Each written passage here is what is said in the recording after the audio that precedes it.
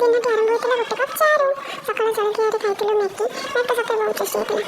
ତାପରେ ସବୁ କାମ ସାରିଦେଇ ଆରମ୍ଭ କରିଥିଲି ତରକାରୀ କରିବା ପାଇଁ ପିଆଜ ରସୁଣ ଅଦା ରସୁଣର ପେଷ୍ଟ ସବୁ ଭାଜିଥିଲି। ସବୁ ପ୍ରକାର ମସଲା ଗୁଣ୍ଡ ଲଙ୍କାଗୁଣ୍ଡ ମେଥିପତ୍ରକୁ ପକାଇ ପାଣି ଦେଇ କଷି ଦେଇଥିଲି। ସେ ଭିତରେ ଟମାଟୋ ହଳଦୀ ଲୁଣକୁ ପକାଇ ଭଲ ଭାବରେ ମସଲାକୁ କଷିଥିଲି। ମସଲା କଷିବା ଭିତରେ ଆଲୁକୁ ଚୁଗୁଡ଼ି ଦେଲି। ଆଲୁରୁ କ'ଣ ନିଆଁ ବାହାରିଲାନି କି ନା ସେପଟେ ମସଲା ସବୁକୁ କଷିବା ପାଇଁ ଛାଡ଼ି ଦେଇଥିଲି। ଭାଜିକି ରଖିଥିବା ଛତୁ ଆଉ ଆଳୁକୁ ପକାଇ ଭଲ ଭାବରେ କଷିଲି। ମସଲା କଷିବା ଭିତରେ ଆଳୁ ଛତୁ ଭଲ ଭାବରେ କଷିବା ଭିତରେ ଗୋଟେ ଗରମ ପାଣି କରିଦେଇଥିଲି। ଗରମ ପାଣିକୁ ଦେଇ ଭଲ ଭାବରେ ଫୁଟିବା ପାଇଁ ଛାଡ଼ିଦେଲି। ତରକାରୀ ଦେଖନ୍ତୁ କେତେ ସୁନ୍ଦର ଦିଶୁଛି। ବେସନ ସେପଟେ ଲଙ୍କାଗୁଣ୍ଡ ହଳଦୀ ଗୁଣ୍ଡ ମସଲା ଗୁଣ୍ଡ ଲୁଣ ହଳଦୀ ସବୁକୁ ପକାଇ ଭଲ ଭାବରେ ଗୋଳାଇ ଦେଇଥିଲି। ଗୋଟେ ବାଇଗଣକୁ ଗୋଲ ଗୋଲ କରି କାଟି ସେଗୁଡ଼ାକୁ ଛାଣି ଦେଇଥିଲି।